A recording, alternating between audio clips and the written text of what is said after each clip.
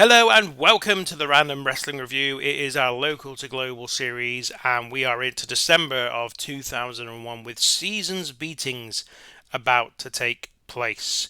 We've already discussed the financial position we're in right now, and of course, we made some upgrades to our production facilities in the last episode. But we are waiting to the end of this year to see how this month goes as to whether we make those final upgrades and give ourselves the opportunity to get onto a TV deal. So, 7 days till season's beatings. There's only one thing to do, and that is to progress to that show. A show that is going to be headlined by three major matches. I'm going to say headline. There are three major matches that are the sort of focal point of that show. It's going to be Chris Harris versus Dave Bautista in their grudge match. And if Dave Bautista loses, then he has to leave the Random Wrestling Review. If Chris Harris loses, however, Dave Bautista gets Bruce Hart in the ring for 5 minutes. Plus, we have a four-way match for the Tag Team Championship as Billy Kidman and Barry Buchanan defend against their rivals Ace Steel and Chemo, but also the team that they defeated for the belts, Red Alert, and Red Alert's rivals Calgary Connection, all in one match. And the main event will see the Northwest champions CM Punk take on Buddy Wayne for what is, I believe, Buddy Wayne's now 6th attempt at the title. His 6th title shot, I guess, is what you would say. And obviously, Buddy Wayne was our first champion, so he has had a number of title defenses. But in terms of going for the title, this will be his 6th attempt at it. Interesting news here. WWE have disbanded the $1 Million Corporation. I can't even remember who was in that by the end of that particular stable, so we won't worry about that too much. And we are ready to go for season's beatings. I'm just going to absolutely check that we've got everybody available. We do. Obviously, I'm a little bit OCD about that now, following what happened not too long ago, where we had a number of wrestlers out of action, or working elsewhere, I should say, for a previous event. Now, we're going to start the evening with Rex King and Phantasma, the two men who have joined the either side of the Rebellion feud. I think we're going to have this be a work the crowd match with the winner. I think we'll have Rex King win this with a tainted pinfall victory. So that's how we're going to start. I'm going to add or make sure both of these guys, they are now added to the Rebellion versus Rebellion story. So obviously Rex King has joined the new Rebellion alongside Billy Kidman and Barry Buchanan, whilst Phantasma has sort of backed up Ace Steel and Chemo in the original Rebellion group. Then we're going to have Sean Stasiak against Glenn Ruth. Glenn Ruth's still carrying an injury, so we won't make this too long. Stasiak's going to get the win in regulation manner. In fact, we're not going to make it open match. We're just going to make it a decisive finish for Stasiak. Gets the victory here. Then we're going to have the first of the three big matches. We've only got these three matches plus the two I've booked, so we're not going mad in terms of the number of matches we got here. But this one, Chris Harris versus Dave Bautista, a very big one. The winner is going to be Bautista by pinfall in the storytelling match. I think this has got to be the storytelling match of the bunch.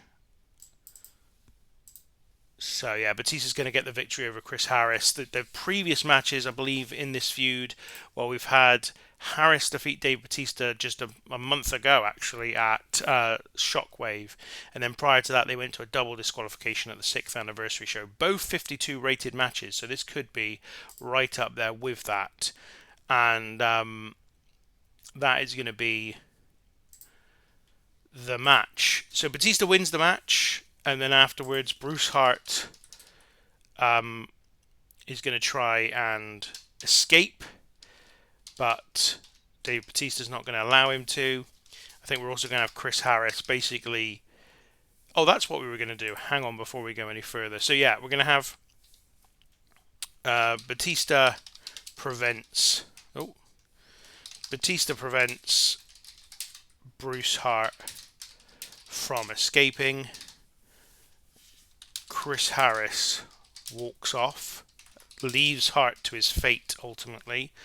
We're not going to make that a particularly long segment. What we're going to have here, though, the way this match ended is going to be botched interference from Bruce Hart. So effectively, Bruce Hart has helped Harris win the last two matches that they've had against each other. You remember he helped them in the tag team match as well at Winter is Coming.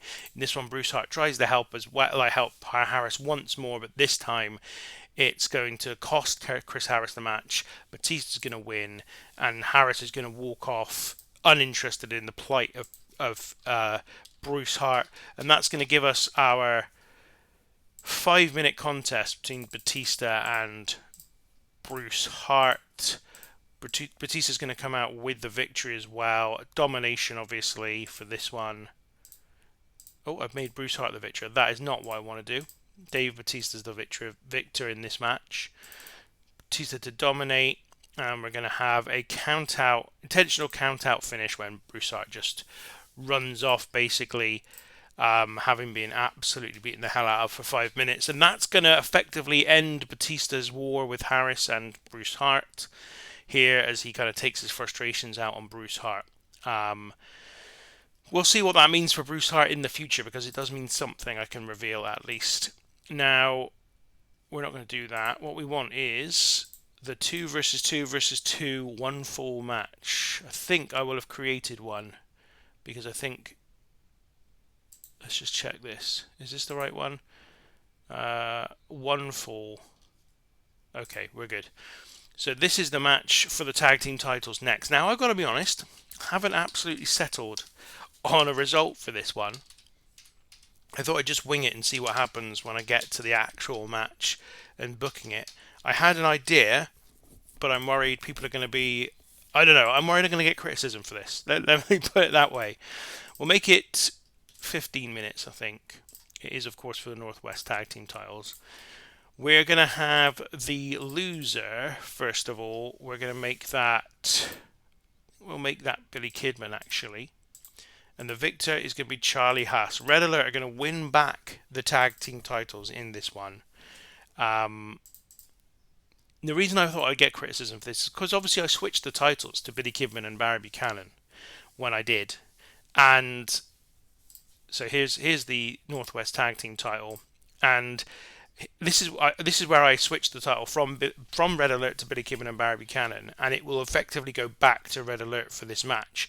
And it feels like a little bit of an unnecessary switch back and forth, but the reason was I wanted a way, and you remember when I was booking this show where Kidman and Buchanan won the titles, I was sort of saying it was a last minute decision to get me where I wanted to go. And where I wanted us to go was this 4-way match. And it was the only way I could figure to work out a decently logical reason to get here, in that these two teams, Buchanan, Billy Kidman, Ace Steel and Chemo, they went to a double count out or double DQ or whatever you want to call it in the last show, which meant that they kind of needed a rematch.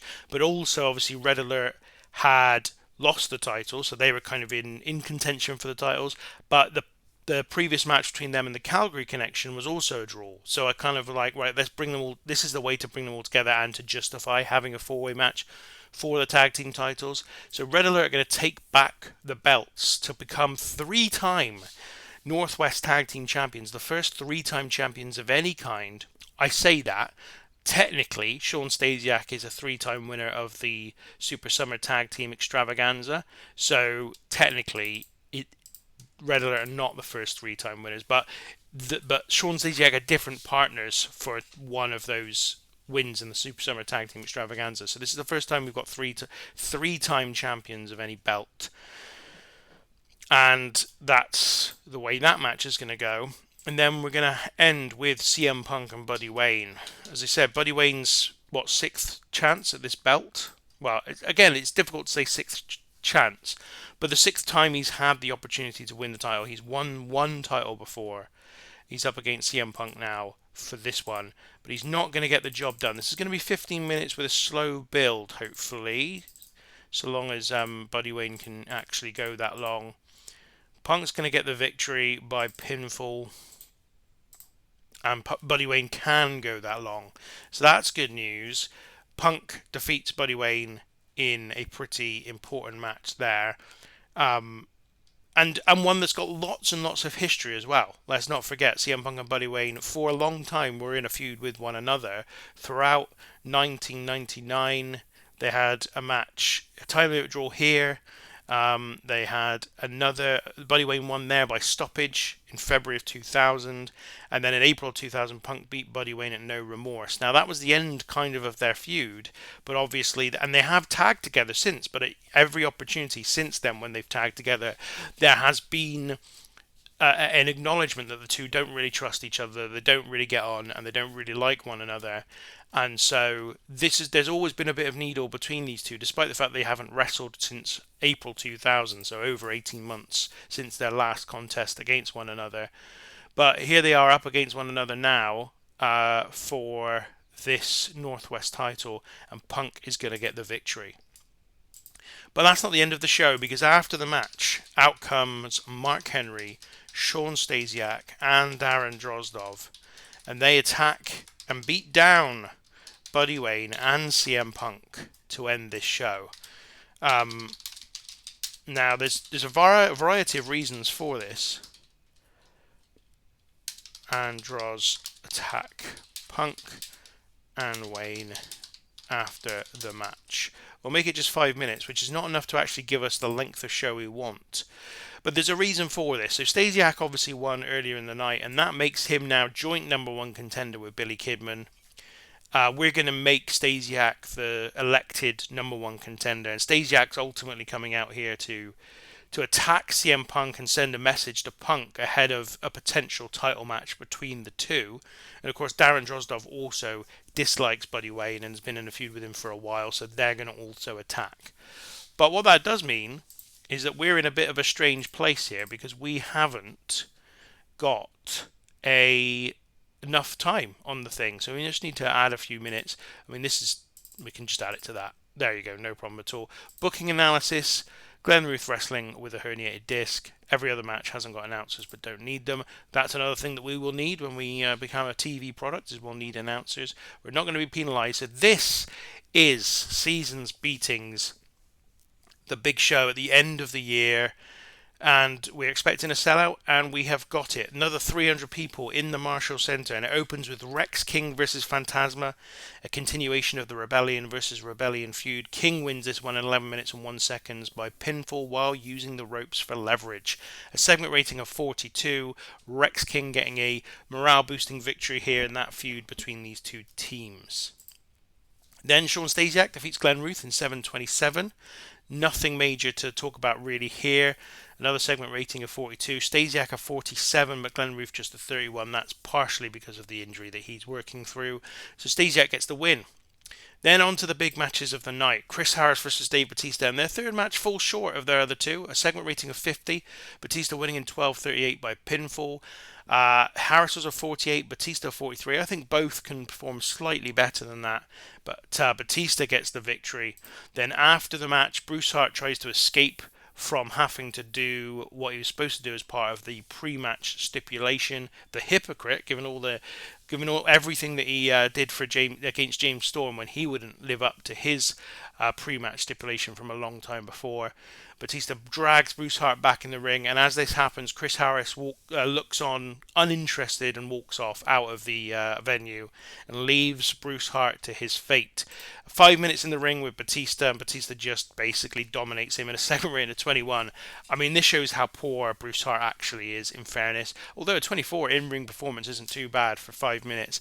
Batista just beats him from pillar to post, and eventually Bruce Hart slinks out of the ring and leaves and intentionally gets himself counted out to end this one. Batista getting 2 victories in one night, which could be significant, I suppose, in the title rankings, although I haven't really looked at what that will do to it. Then we move on to the tag team contest, and it's a 50 rated match where Red Alert win back their tag team titles. The third reign for Red Alert here. Billy Kidman, Barry Buchanan, Ace Steel and Chemo and the Calgary Connection all involved in this 14 minutes and 34 second match. TJ Wilson, the weak link, just a 31 though. for a weak link's not bad. You got Kidman and Charlie Haas on 48, Teddy Hart on a 47, Kimo on a 47, Barry Buchanan and Ace Steel on 45s, and C.W. Anderson on a 42. So really good performances all around here. The top performers though, Charlie Haas and Billy Kidman, and it's Kidman who takes the pinfall at the, um, uh, you know, pinned by Charlie Haas. So a segment rating of 50. Very, very good match. Red Alert have the tag team titles back with them. And then on to the main event. Not a great match. Buddy Wayne maybe bringing this down just a little bit, and also the fact that it's babyface versus babyface, I'm sure didn't help. But Punk gets the win with the Pepsi Plunge after 15 minutes and 10 seconds. A segment rating of 48, as I said. Punk of 50, Buddy Wayne of 41. A good performance from Buddy Wayne, despite him probably dragging this down a little bit. We know that he's on the wane just slightly, and maybe that's indicated by this performance, but ultimately still valuable to us, no doubt about that.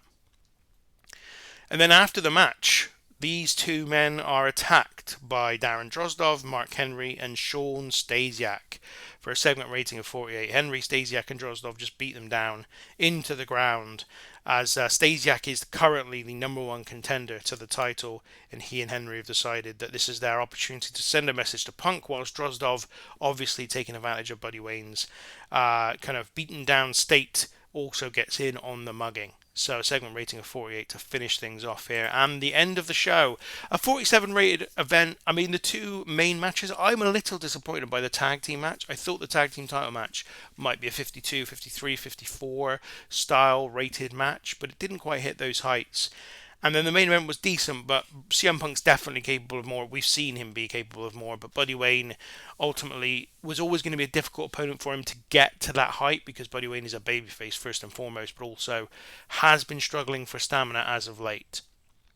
So in terms of the top performers on the night, let's share some wealth, shall we? Here, I think I'm going to give Sean Stasiak a compliment. He was very good against Glenn Ruth. I think we will also give Rex King a compliment because he was good in that match. And I think we'll give Charlie Haas a compliment because he was one of the best performers in that tag team match. So that is Season's Beatings for another year. A slightly underwhelming show, I'd say, in terms of overall quality anyway. But that's where we are. Let's have a quick look at whether that changed anything. First of all, size-wise, yes, we're up to 28 now in the Northwest. And then in terms of top 100s, so that Season's Beatings event was not as good as last year's Season's Beatings. 19th best show of all time, a 47 rating, which is 2 ratings below Season's Beatings 2000, which was headlined by Batista and Sean Stasiak in that one. Actually, the overall quality of the matches in general was about on par, but this had a better choice of main event. And then in terms of matches, I don't think there'll be anything particularly on here, apart from that tag team match, which is 30th best match of all time. But yeah, nothing really troubling the top end of that list. And finally, actually, attendance is another one that hits the 300 mark. That's 4 shows in a row now that have hit the 300 mark. And presumably, when we get to this next free show, which is New Year's Bash in 19 days, we're going to see that improve. Let's have a look at our availability, though. Yeah, everyone's available on New Year's Eve, so that's good news. And we're going to move to that show in just a moment. But first of all, we've got a decision to make. So I'm going to reveal something now about the stories that we're going with, or the one story that we're going with. So in the next event, it's going to be announced that Bruce Hart is no longer running the Random Wrestling Review. The idea being that Bruce Hart has decided that it's too dangerous for him to be the public face of the company anymore. He's still going to own the company, still going to be, running the business end of stuff. But in terms of what happens in front of the paying crowds, Bruce Hart is no longer going to be involved, and he's no longer going to match make and book the shows. So we're bringing in a replacement for him. I made a list before this episode of people that it could potentially be. Now, on the original list there were 20. I've gradually been knocking it down to less individuals, but I wanted somebody that A, could talk, B, made some sense, or we could make some sense out of being the new head of. So I've got names like, for example, Ray Rougeau, Roddy Piper, Harley Race, some of which, I mean, all of those are Canadian, and all of them would. I think Harley Race is Canadian, is he not? No, he's American. He had a career anyway in Canada, and he's well. He is well. What's the word? Respected, but certainly Piper obviously is Canadian, and so is Ray Rougeau, and that just felt right given obviously Bruce Hart is the owner of the company. But then I was like, well, also like, is that really the direction I want to go in? So I had a number of women on the list because I thought actually we could make whoever Bruce Hart's secretary was the new public face of the Random Wrestling Review, and that is what I'm going to go with. I'm going to go with a female because I also think it would create a new dynamic to this company, and we are going to go with someone I can't find right now, Charmel. We're going to go with Charmel. So I don't believe that in this game, in this world, in this save, that she is married to Booker T. No, she's not. She's not done anything. She's unemployed. She is cheap. But what she also is good on the microphone, decent at acting, good star quality, great sex appeal. So in general, lots to like about her. So I'm going to bring her in as our new kind of the new public face, effectively the commissioner, the general manager, whatever you want to call it, of the Random Wrestling Review. She's going to be there instead of Bruce Hart. And this is our way, effectively, of A, removing Bruce Hart from the story. I've never been totally comfortable with a heel authority figure, and we rode it for a good year. But I think we brought it to its natural conclusion at Seasons Beatings with Batista, basically getting his 5 minutes in the ring with Bruce Hart. And I thought now he's done that, Bruce Hart, if he was going to stick around, would want to get revenge on Batista, which would mean this would just extend this story out longer. So I thought instead of doing that, let's have Bruce Hart basically use this as the reason why he's stepping down, doesn't want to be involved in the sort of public face of the company anymore, and will hand off the job to the woman that has been his secretary for maybe, I don't know, we could say she's been the secretary for 2 or 3 years, Charmel Sullivan. The other reason I thought Charmel was a good choice is that she's also quite an intelligent woman, quite articulate. It just felt like a good fit as somebody who could take on this role. But we could also, because she's a woman, because she's not established within the industry, I also felt like it would be a good they could open some opportunities for stories that we can do in the kind of immediate future where Charmel's trying to establish herself. So I don't know what those are going to be yet, by the way. I haven't really thought about that.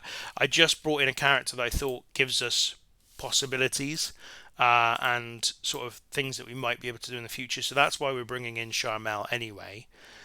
So that is done. Now let's just move on. Let's move on to our next player controlled show. Now that's not going to happen right away because Charmel will make her decision and sign with us. So that will interrupt this auto progress in the next couple of days.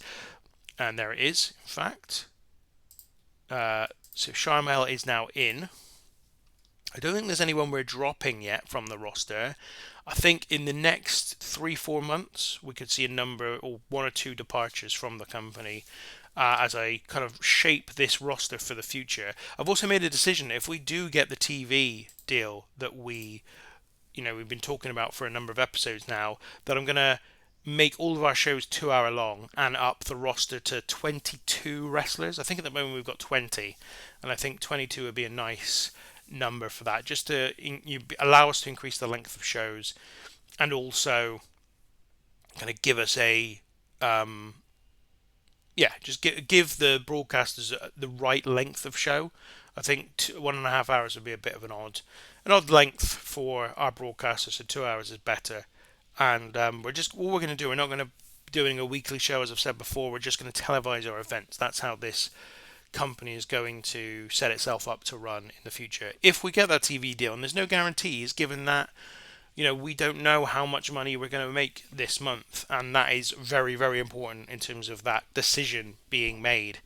So there's just a little bit of time for me to say that if you've been enjoying this video, please give us a like. that would be really, really appreciated. It's been great to get so many likes and get so many follows and get so many people making comments on the videos. I am recording this such a long time in the future, so I sometimes forget what has happened on the videos that people are commenting on when they're happening.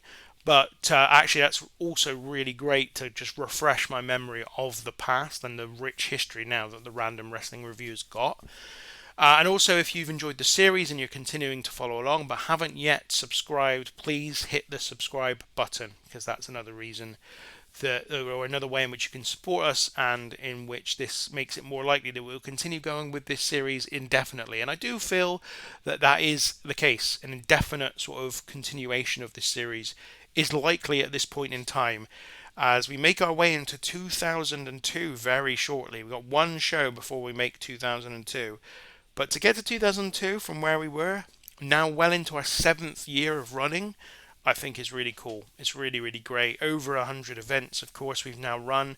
Next big, point that I'm kind of aiming for is the 100 episode mark, which is about 10 episodes away now, I think. So we're getting closer and closer to that. All kinds of stuff going on. We've got some news. Rex King relocates to Ontario. Okay, whatever. Medusa McKelly has joined WWF, which is mildly interesting. Nothing else major happened though there. Let's have a look at our finances. This is the big one. $6,000. Now, we've only got one more day, and we might also have some monthly costs that we'll incur at the end of the month. So that is not quite the 10,000 that we need. And I am concerned. I mean, I may go for it anyway and do it as a loss leader, because look, first of all, we'll be on TV. We'll be able to expand our reach. We will continue to grow. I think the wrestling industry is still rising. It's on 16 now. The economy is also rising at 74. So in general, we should have more money based on those metrics to keep going and keep pushing ourselves forward. So I may still do it, but we'll have to wait until we get to the point where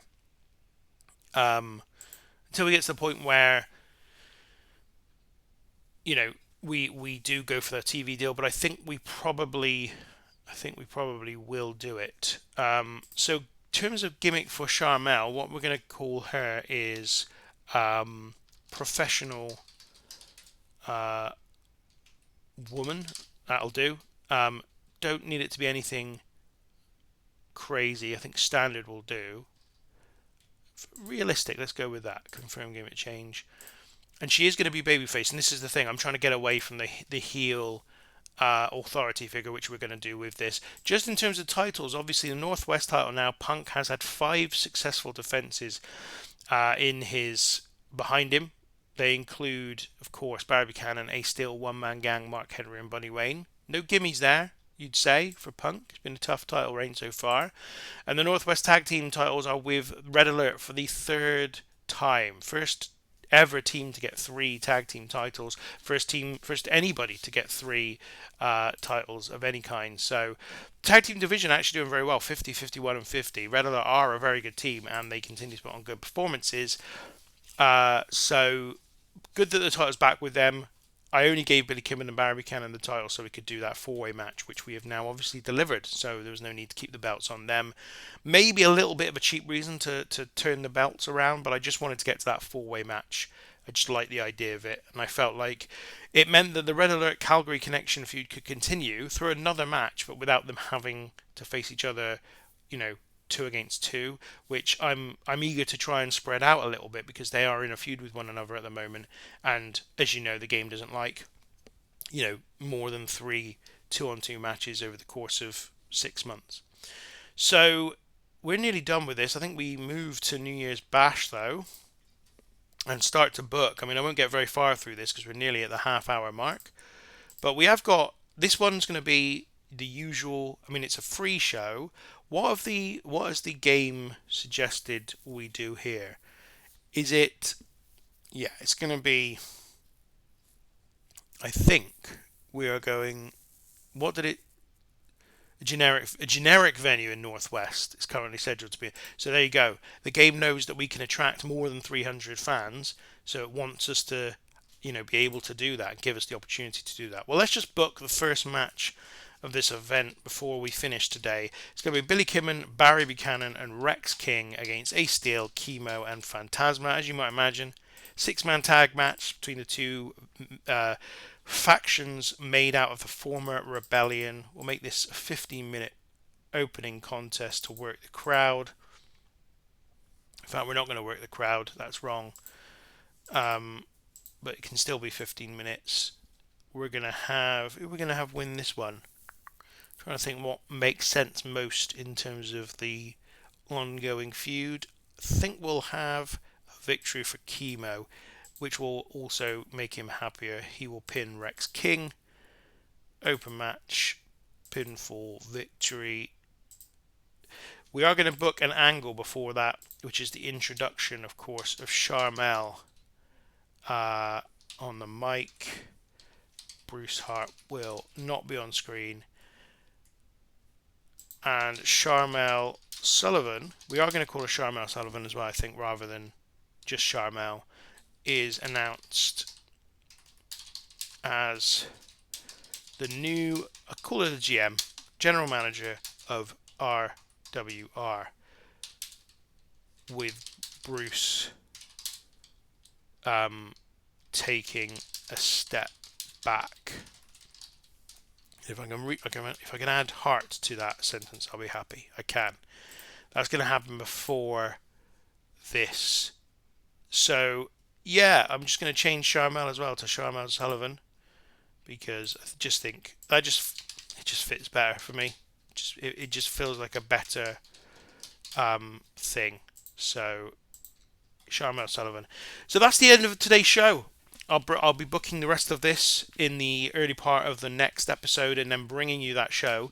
Then we'll enter the new year. We'll have the year-end awards. We'll have a look at anything that's important from the other promotions in terms of news and whatnot.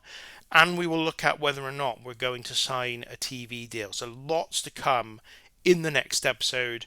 But thank you for joining us today, and we'll catch you next time.